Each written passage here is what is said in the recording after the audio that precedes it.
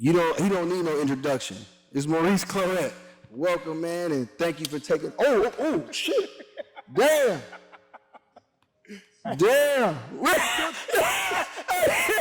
No.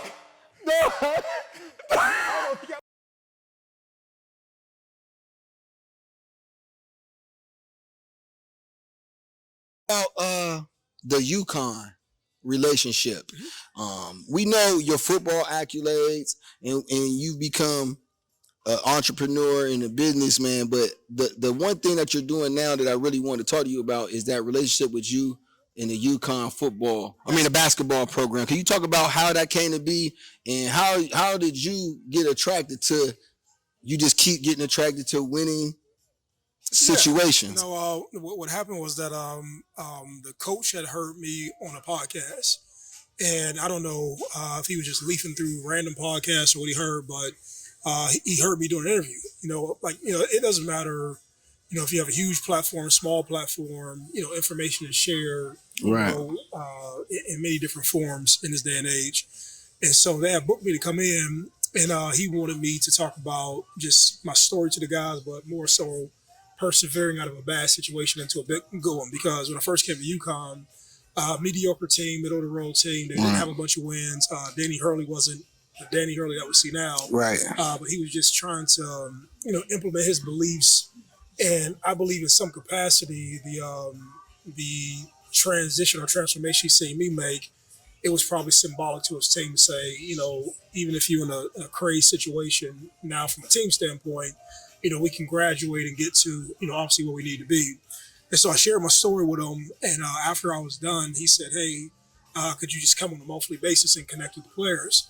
And so there was nothing in particular that he wanted me to do, but just the presence of being around and the conversation or the perspective that I had on the attitude guys should have, the disposition, the work ethic, all of those things kind of aligned. And he just thought through proximity, me just being next to him, that it would rub off and, guys would sort of like take to it, just because I had a relationship or just when I was there the first time for the first 2 or 3 days, just, laughing with guys, joking with them, but also, connecting. And then what happened was I would come in every month. And then over time, I built, and I don't want to say my own sort of programming, but my own programming with the guys and just being able to sit down, structurally ask questions, and just give feedback. And then, you develop a relationship over text and, so on and so forth. And so from there, we just kind of built that relationship. And obviously you've seen what's happened with them. They went from a mediocre team to, back-to-back national championships. And, I've been there on a consistent basis since. Okay. Yeah, that's a great story, because I was following, I'm a college basketball fan as well, and I was following it, and I seen Dan Hurley on the interview talking about having you a part of the program. And he said, as long as he there, you're gonna be there. And I thought that was like very indicative and spoke volumes to your character. And like I said, once again, holding that flag from where you came from. So, saying congratulations to you for that. And saying that's a big shout out to you, because that's to get to a program that was winning, that has it has a tradition, but has steered away from it, and to be a part of raising that tradition back to prominence. That's just another accolade and thing that you get to put on your belt. Segueing from that, you part of one of the biggest podcasts and pop culture right now, which is the Cam and Mase It Is What It Is podcast. Tell us how you linked up with Cam and Mase, and how is your personalities? Because it's like watching Killer Cam, shout out to Cam and Mase and all those guys. But they say Cam is the king of petty. And you know what I'm saying? So you put the king of petty, and you put the and you see no games, no games. Like how do y'all mesh and create that synergy? Yeah, that was another thing. He had reached out to me. This was the end of the summer last year, and he was saying that, hey, we're going to do a show, and I would like you to come on and talk about college football. And it was immediately like, yeah, I had seen what they had created when they started the show, and then they were getting ready to take another step with with what they were doing with bringing on guest analysts. And, they had myself, they had OJ. Initially, Antonio Brown was a part of the show when we started off. And just things they kind of slowly progressed. But even when he first talked to me, he didn't know where things were going. And he said, "Hey, man, bro, I don't know where this may go." Obviously, we knew of each other, but we didn't know each other. Right, so right. Kind of like you have like a reference point of somebody's style and if the audience will receive them. But what happened was that me knowing them or knowing so much of them, it was easy just to interact. It was easy to tell stories, and then just as much as I'm a participator of the show, I'm a fan. Right, so right. If you see somebody on the other end who can articulate the actual sport that they're there to address, and then also have a good time, fans are going to take to that. And I'm just fortunate, man. The fans end up taking to just me and my attitude or my disposition, and it's cool because I get a chance to be myself and people like it. You know what I mean? Absolutely. I don't have to create no character. I don't have to do any theater or anything. Some people have to create like an image or a character. Absolutely, absolutely, absolutely. And you'll get tired of that eventually. But I just enjoy it, man. I tell both of them, and they probably get tired of me hearing it, but I'm grateful that they called me. You know what I'm saying? And I think that even gratitude, helps things to work the way that they work now. Absolutely, and y'all doing a great job. I think you're a perfect fit on that show with Cam and Mase, and just the disposition that you all guys have, and y'all all are competitors. They play ball, They play basketball. You know what I'm saying? So you guys all are competitors.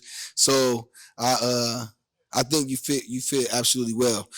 Last thing I wanted to talk to you about is the reason why you here is the Warren Legends dinner talking about Warren football. I want to talk to you about your enthusiasm about Coach Richardson taking over, and what do you think about the trajectory of the program, and how do you feel about what they're putting together here at Warren Harding right now? I think it's obvious.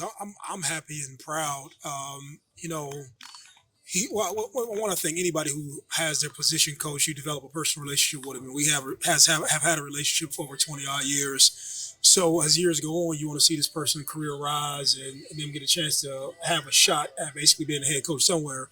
And then when it comes here, I remember we mentioned it years ago.